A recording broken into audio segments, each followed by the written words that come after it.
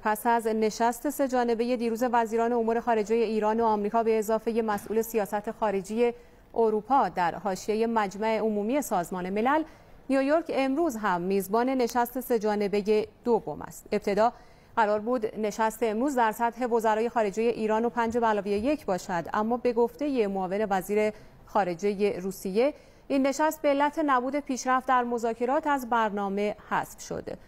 لوران فابیوس وزیر خارجه فرانسه هم گفته مذاکرات کنونی در نیویورک بین ایران و 5+1 پیشرفت چشمگیری نداشته و نشست وزیران لغو شد.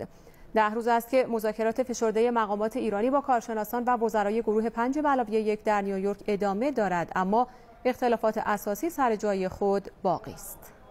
در برخی از مسائل جزئیات مربوط به مسائل فنی پیشرفت‌های خوبی انجام شده.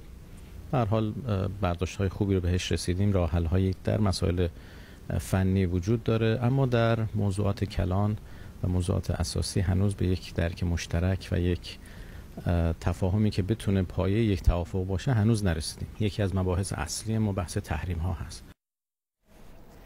همزمان با مذاکرات نیویورک، برخی رسانه‌های آمریکایی از پیشنهاد جدید آمریکا خبر داده‌اند که طبق آن ایران ظرفیت برنامه غنی‌سازی اورانیوم خود را تا نصف ظرفیت فعال کنونی حفظ کند و در مقابل محدودیت‌های جدیدی بپذیرد. آسوشیتد پرس از قول 2 دیپلمات آمریکایی که گفتند اسمشان فاش نشود نوشته بر اساس این طرح جدید ایران تا 4500 سانتریفیوژ داشته باشد، ولی همزمان ذخیره اورانیوم گازی خود را تا حدی کاهش دهد که به قول آمریکایی‌ها تولید مواد کافی برای ساخت کلاهک هسته‌ای بیش از 1 سال وقت بخواهد.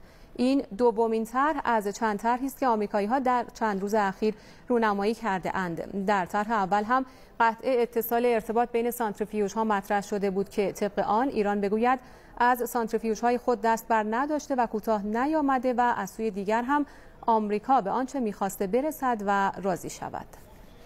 هیچ کدوم از اعداد و ارقام و اطلاعاتی که در رسانه‌ها مطرح میشه مرتئید نیست. هیچ کدوم هنوز نتونسته که یک پایه اساسی داشته باشه. بعضن گمانه‌زنی هست، بعضن حدس‌هایی هست، بعضن پیشنهاداتی هست که بعضی‌ها دادن.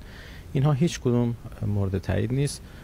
ضمن اینکه بعضی‌ها هم با اهداف خاص سیاسی بعضی‌ها مطرح میکنن. این رو باید در نظر داشت. ما مسلماً یک ذره از حقوق هسته مردم ایران کوتاه نخواهیم آمد. این اصل مسلم ما هست، ولی فکر میکنیم با استفاده از یک سری ایده های خلاقانه، با یک سری ابتکارات میشه هم به فرمول هایی رسید که هم حقوق ایران تضمین بشه و هم نگرانی هایی که احتمالا وجود داره مرتفع بشه.